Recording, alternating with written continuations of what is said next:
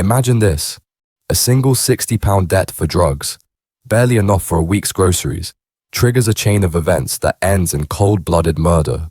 In November 2019, in the quiet streets of Blackburn, Lancashire, 36-year-old Alison was deliberately hunted down, run over by a car in a premeditated attack, thrown 13 meters through the air, and left dying on a freezing pavement. The person who gave away her exact location, someone she trusted and called a friend. This is the true story of how one desperate act in the grip of addiction spiraled into betrayal, ruthless revenge, and a life lost forever. A world where reputation trumps humanity, where £60 outweighs a mother's existence, and where a simple shopping receipt from a burnt-out car would eventually expose the killers. How does a tiny debt lead to murder? What drives someone to sell out a friend for drugs?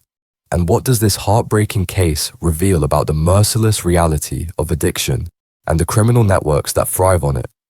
If stories like this, ones that expose the raw human cost behind the headlines, resonate with you, hit that subscribe button and turn on notifications so you don't miss the full breakdown. Because Alison McBlain's story isn't just another crime. It demands to be told. Let's dive in. On the evening of Monday, November 18th, 2019, Blackburn in Lancashire was settling into a cold winter night. The streets were quiet, with most residents indoors, sheltered from the chill. For 36-year-old Alison McBlain, however, the night brought no such comfort. A mother to a 12-year-old son, Alison was in the grip of severe drug dependency that had dominated her life for years. She was accompanied by her partner, 28-year-old Christian Rivers, who was also struggling with addiction and the daily battle to survive. Desperate for drugs but short of cash, the couple devised a high-risk plan. They would arrange to buy £60 worth of drugs and then take the drugs without paying, effectively robbing their supplier. It was a desperate act born of addiction and immediate need, one they hoped would solve their problem without long-term consequences. The supplier was linked to a local street-level drug-dealing network known as the Bully Line, operated in the area by 26-year-old John Paul Chatwood, also referred to in some reports as John Chatwood. This was not a group known for leniency. In the world of street-level drug dealing, allowing a theft to go unpunished could undermine authority, invite further challenges, and threaten the entire operation. Alison and Christian proceeded with the plan. They used a payphone in a nearby shop to place a standard order for £60 worth of drugs. Shortly afterwards, 19-year-old Caleb Connolly, a runner for the network, arrived with the consignment, expecting a routine cash for drugs exchange. Instead, Alison and Christian seized the drugs by force and fled into the night, leaving Connolly empty-handed. For a brief moment, they may have believed they had succeeded, securing what they needed without payment and escaping unnoticed. They had not. Word of the robbery spread rapidly through Blackburn's drug community, reaching John Paul Chatwood almost immediately. The incident was not merely about the monetary value of £60 worth of drugs. In this environment, it represented a direct challenge to respect, reputation, and control. Allowing the theft to stand unchallenged would signal weakness, potentially encouraging others to follow suit and destabilizing the network's operations. Chatwood viewed the matter as personal and non-negotiable. Revenge was required to restore authority and send a clear message. Crossing the bully line carried severe consequences. Caleb Connolly, who had been humiliated during the robbery, shared that fury and desire for retribution. Within hours, the decision had been made. Alison McBlain and Christian Rivers would be located and made to pay for their actions. What began as a desperate attempt to feed an addiction had set in motion a chain of events that would end in tragedy. The following evening, Tuesday 19th of November 2019, just one day after the robbery, Alison McBlain needed to collect her daily methadone prescription from a local pharmacy. Often referred to as a chemist in the UK, methadone is a prescribed medication used under medical supervision to help manage opioid addiction, allowing individuals to reduce withdrawal symptoms, stabilize their lives, and work towards recovery. Alison and Christian Rivers briefly separated for this errand. Christian remained nearby while Alison walked to the pharmacy alone. It was a routine task she had undertaken many times before, nothing that should have placed her in immediate danger. Outside the pharmacy, however, Alison unexpectedly encountered Caris Poynton, a woman she knew and regarded as a friend. The two spoke briefly in what appeared to be casual, friendly small talk, nothing out of the ordinary on the surface. Unbeknown to Alison, Poynton was already aware of the previous night's robbery. News had circulated quickly through Blackburn's interconnected drug community, and Poynton, an associate of the bully line network, knew that a reward, in the form of drugs or cash, had been offered for information on Alison and Christian's whereabouts. The gang was actively seeking them out to exact revenge. Poynton herself was also struggling with addiction and the desperate need for her next supply. In that moment outside the pharmacy, she faced a stark choice between loyalty to a friend and the immediate temptation of the offered reward. She chose the latter. As soon as Alison walked away, believing the encounter had been harmless, Poynton acted. CCTV footage from inside the pharmacy later captured the sequence in clear detail. Poynton entered the premises, picked up a public telephone, dialed a number, and made a call. During that call, she provided Alison's precise location to a member of the bully line, specifically alerting John Paul Chatwood or someone close to him. The footage then shows Poynton moving to the doorway, where she stood watching Alison walk down the street, fully aware that she had just provided the information needed to locate her friend, and that the gang intended to act on it violently. This act of betrayal was particularly chilling because it came from someone Alison trusted. Poynton prioritized her own immediate needs over basic loyalty and decency, sealing Alison's fate with a single phone call. The gang now had the critical piece of intelligence they required. Mobilization was swift. What followed was a premeditated and brutal attack. Within minutes of Karis Poynton's phone call providing Alison McBlain's location, the group mobilized with no apparent delay. Caleb Connolly, age 19, took the driver's seat of a Fiat Punto Grande, a small hatchback car. He was joined by 3 passengers: Dean Kayum, 21, Joshua Titterington, 27, and a 16-year-old boy who cannot be named for legal reasons due to his age at the time. 4 individuals, armed with a vehicle now repurposed as a weapon, set out to locate and confront Alison McBlain and Christian Rivers over the £60 worth of drugs stolen the previous night. By this stage, Alison had rejoined Christian, and the couple were walking together along Wally Banks in Blackburn, likely heading home after her pharmacy visit, perhaps discussing everyday matters or feeling some temporary relief from having collected her methadone. They remained completely unaware of the approaching danger. Connolly drove through the local streets until he spotted the pair on foot. Once identified as easy targets, he executed a series of deliberate actions that demonstrated premeditation rather than impulse or accident. He switched off the vehicle's headlights, plunging the car into darkness to avoid detection or giving any warning. He then accelerated sharply, mounting the pavement and steering directly towards Alison and Christian. The Fiat Punto struck them with considerable force. The impact was catastrophic. Both victims were thrown into the air by the collision before crashing back onto the road surface. Alison McBlain was propelled approximately 13 meters, around 42 feet or 40 to 42 feet in various court-reported accounts, down the street, far enough to illustrate the vehicle's speed and the severity of the strike. Christian Rivers, despite sustaining serious injuries, including broken bones and significant trauma to his hands and feet, managed to regain his footing.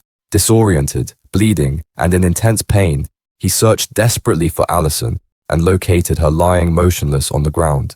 Members of the public who had witnessed the incident rushed to assist.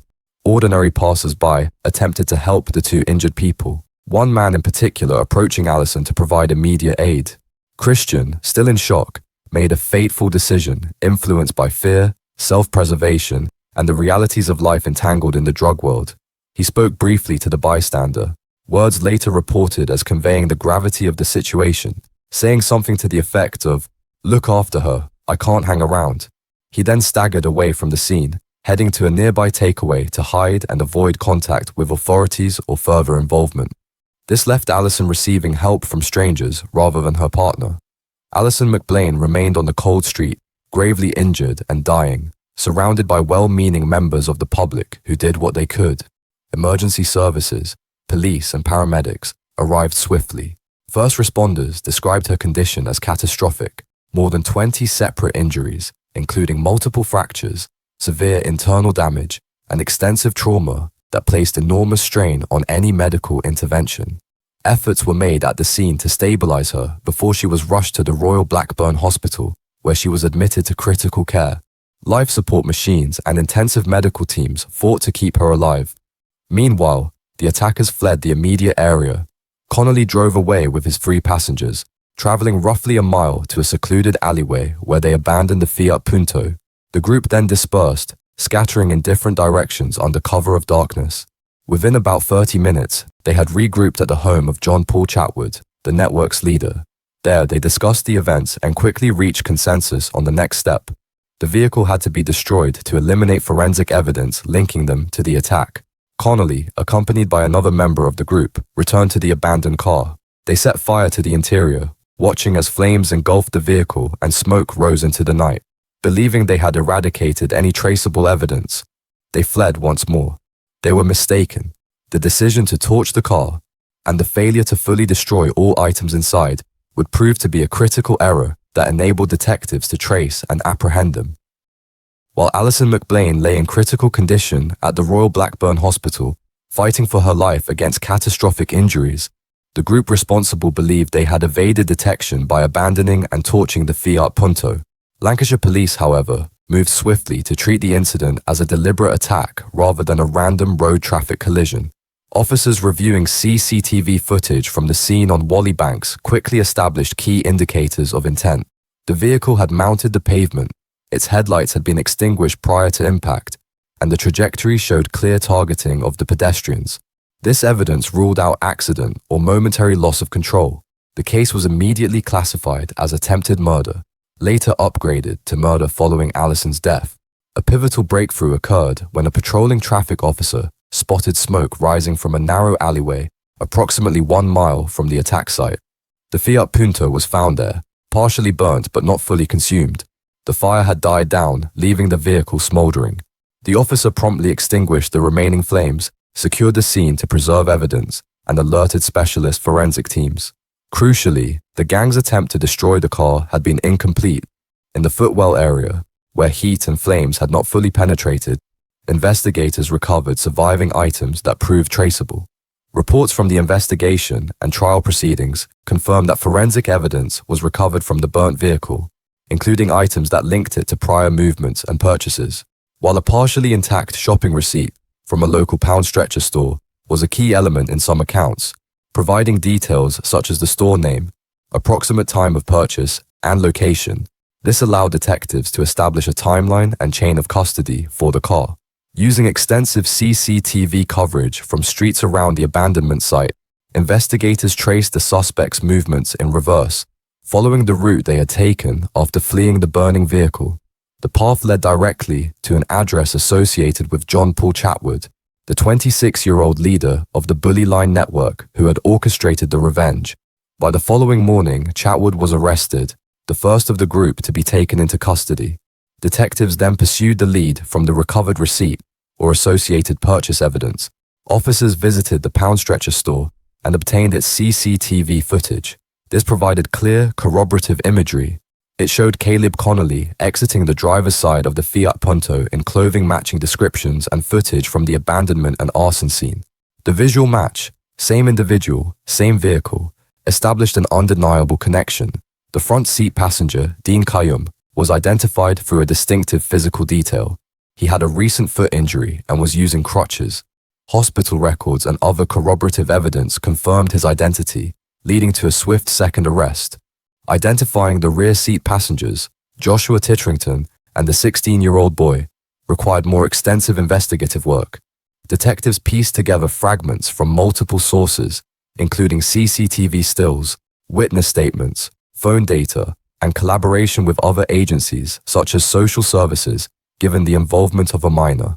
Through methodical cross-referencing and lead-by-lead progression, all members of the group were eventually named, located, and arrested. The suspects arrested included John Paul Chatwood, Caleb Connolly, Dean Kayum, Joshua Titterington, and the 16-year-old boy. As the net closed around the perpetrators, one further element of the case remained to be fully uncovered: the role of the individual whose phone call had enabled the gang to locate Alison so precisely. While Lancashire police continued their pursuit of the suspects, Alison McBlain remained in intensive care at the Royal Blackburn Hospital. She was placed on life support, with ventilators and monitors sustaining her breathing and vital functions as medical teams worked intensively to treat her extensive injuries. Her condition, however, was beyond recovery. The high-speed impact had caused catastrophic trauma. On Friday, 21st November 2019, 2 days after the attack, Alison McBlain was pronounced dead at the age of 36. She left behind her 12-year-old son, Regan, who had lost his mother in devastating circumstances. Alison's death transformed the investigation. The charges against the group were upgraded from attempted murder and grievous bodily harm to murder. Shortly after her passing, police received an anonymous telephone call from a woman who said she had been with Alison shortly before the incident and claimed to have relevant information. The caller initially withheld her identity and had blocked her number. Detectives handled the call carefully, maintaining contact long enough to build trust and persuade her to cooperate. The caller was eventually identified as Karis Poynton, the 28-year-old woman who had spoken to Alison outside the pharmacy on the evening of the 19th of November. Officers attended Poynton's home in Clayton-le-Moors and arrested her on suspicion of murder and attempted murder in respect of Christian Rivers. Investigation confirmed that Poynton had made the decisive phone call to the Bully Line network, disclosing Alison's exact location after their brief encounter.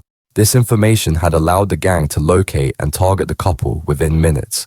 Poynton was herself dependent on drugs and in a state of desperation at the time. While her addiction provides context for her vulnerability to the offered reward, drugs or cash, it does not excuse the deliberate betrayal of someone she knew and considered a friend. One of the most disturbing elements of the case came to light later. Poynton attended Alison's funeral on Monday 13th, January 2020. She was present among family, friends, and Alison's young son Regan during the service, outwardly sharing in the grief while concealing her role in the events that led to Alison's death.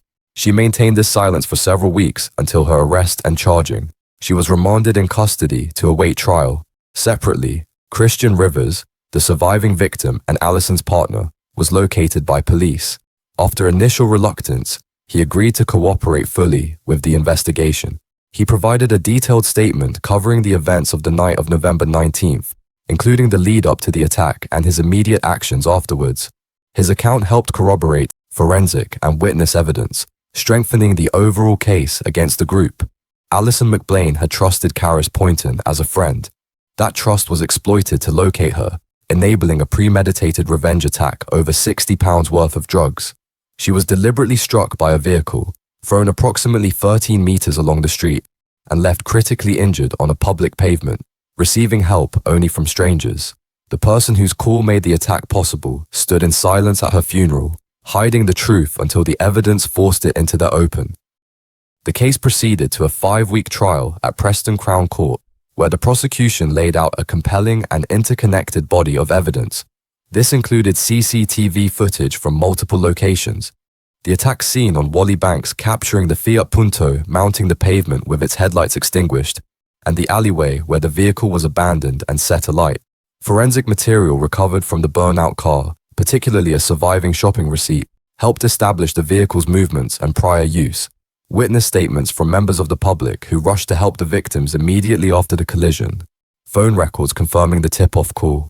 Hospital records detailing distinctive injuries, such as Dean Kayam's foot injury requiring crutches, and the detailed cooperating testimony from Christian Rivers all combined to create an overwhelming picture of premeditation and joint responsibility. On February 22, 2021, following jury deliberation, the verdicts were delivered. Caleb Connolly, the 19-year-old driver who had deliberately turned off the headlights and steered onto the pavement, was convicted of murder in the case of Alison McBlain and attempted murder in respect of Christian Rivers. Dean Kayam was also convicted of murder and attempted murder. Joshua Titterington, one of the rear passengers, was found guilty of murder and attempted grievous bodily harm with intent. Karis Poynton, who had provided the location information, was convicted of murder and attempted grievous bodily harm with intent. John Paul Chatwood, who had orchestrated the revenge, was convicted of manslaughter. He was cleared of murder but found guilty of encouraging or assisting the offense. The 16-year-old boy, the other rear passenger, was acquitted of all charges. Sentencing took place on 24th February 2021 before Mr. Justice Sir Peter Openshaw. The judge described the attack as a calculated and premeditated revenge slaying carried out with ruthless intent. Caleb Connolly received a life sentence with a minimum term of 14 years before parole eligibility. Dean Coyam was sentenced to life imprisonment with a minimum term of 20 years. Joshua Titterington received life with a minimum term of 17.5 years. Caris Poynton was given life imprisonment with a minimum term of 13 years. John Paul Chatwood was sentenced to 14 years imprisonment for manslaughter.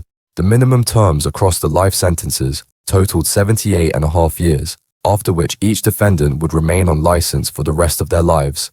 These sentences reflect the court's view of the deliberate, joint enterprise nature of the crime and the profound harm caused. Yet no custodial term can undo the loss suffered by Alison McBlain's family. Her 12-year-old son, Regan, was left without his mother because of a chain of events sparked by £60 worth of drugs. The convictions brought legal accountability, but the human cost remains permanent and irreversible. The convictions brought legal closure to the murder of Alison McBlain, but the case exposes deeper, enduring truths about drug addiction and the ruthless networks that feed it.